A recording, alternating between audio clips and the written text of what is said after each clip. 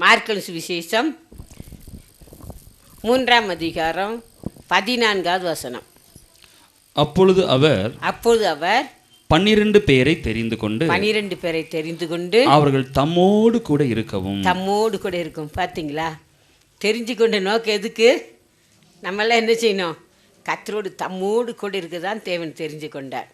நம்ம தான் அலசி பார்க்கணும். நம்ம தேவனோடு இருக்கோமா, நம்ம தேவனை விட்டு கொஞ்சம் விலகி இருக்கிறோமான்னு சொல்லி நம்ம உள்ளத்தை அலசி பார்த்தா நமக்கு தெரியும்.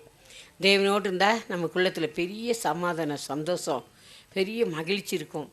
என்ன இல்லாமல் போனாலும் கர்த்தரோடு இருக்கும்போது பெரிய மகிழ்ச்சி, சமாதானம், சந்தோஷம் எல்லாம் கர்த்தர் பார்த்துக்கிறாருன்னு சொல்லி நமக்கு நல்ல ஒரு விசுவாசம் இருக்கும். அதான் 12 பேரை தெரிஞ்சுக்கிட்டு நினைச்சிட தம்மோடு இருக்கிறதான் தேவன் தெரிஞ்சு கொண்டிருக்கிறாரு. ஹல்லேலூயா. நம்ம ஒவ்வொருவரும் கர்த்தரோடு இருக்கிறோமா? யோசித்து பாருங்கள், கொஞ்சம் அலசி பாருங்களேன். கர்த்தருக்கும் நமக்கும் தடை இருக்கா? கர்த்தரை துதிக்கும் போது நம்ம வாய் துதிக்கும். கர்த்தரோடு இல்லாமல் இருந்துவானே எது அடையாளம் தெரியுமா? நம்ம கர்த்தரை துதிப்போம், இருதயம் எங்கேயோ விலகி இருக்கும், எதையோ யோசிச்சுட்ருக்கோம். நம்ம கர்த்தரோடு இருந்தால் நம்ம அப்படியே துதிக்கும்போது நம்ம இருதயம், மனம், நம்ம சரீரம் எல்லாம் ஒன்றா இணைந்து துதிக்க முடியும். நம்ம கர்த்தரோடு இல்லைன்னா இருதயம் எங்கேயோ இருக்கும். நம்ம துதிப்போம், ஸ்தோத்திரம் பண்ணுவோம், எண்ணங்கள் சிந்தனைகள் எங்கெங்கேயோ ஓடிட்டு வாய் தான் துதிக்கும். அதை இயேசுக்கு ஒரு இடத்துல சொன்னார், உங்கள் ஒரு நாள் என்னை துதிக்கும், உங்கள் இருதயமாக என்னை விட்டு விலகி தூரமாக இருக்குது. பார்த்து பாருங்களேன். நம்ம இதுதான் நம்ம பார்த்துக்கணும், நம்ம கர்த்தரோடு இருக்கோமா இல்லையான்னு சொல்லி. மத்தேயு சுவிசேஷம் 15ஆம் அதிகாரம் 7வது வசனம். மாயக்காரரே, உங்களை குறித்து இந்த ஜனங்கள் தங்கள் வாயினால் என்னிடத்தில் சேர்ந்து தங்கள் உதடுகளினால் என்னை கனம் பண்ணுகிறார்கள்.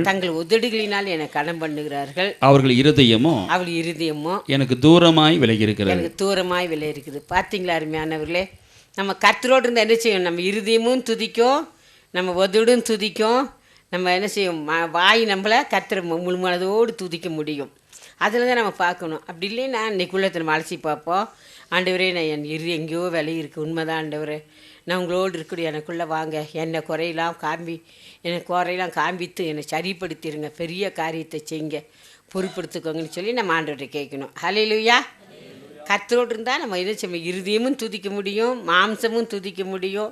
அதாவது தாவீது ராஜா சொல்ற, என் மாம்சம் உண்மையே வாஞ்சிக்குது. பாருங்களேன், 63 சங்கீதம் 1 வசனம். என் மாம்சம் உண்மை வாஞ்சிக்குது. நம்ம மாம்சம் எங்கே வாஞ்சிக்குது அதை தான் பார்க்கணும். தேவனே, நீர் என்னுடைய தேவன், அதிகாலமே உம்மை தேடுகிறேன். வறண்டதும் விடாய்த்ததும் தண்ணீர் அற்றதுமான நிலத்திலே என் ஆத்துமா உம்மேல் தாகமாய் இருக்கிறது. என் மாம்சமானது உம்மை வாஞ்சிக்கிறது. பார்த்தீங்களா? நம்ம மாம்சம் ஆண்டவர் வாஞ்சிக்குதா? எப்படா வீட்டுக்கு போகலாம், என்னெல்லாம் செய்யலாம் அப்படின்னு நினைக்கிறோமா? நம்ம ஆத்மா கர்த்தரை நம்ம மாம்சம் கர்த்தரை வாஞ்சிக்க வேண்டும்.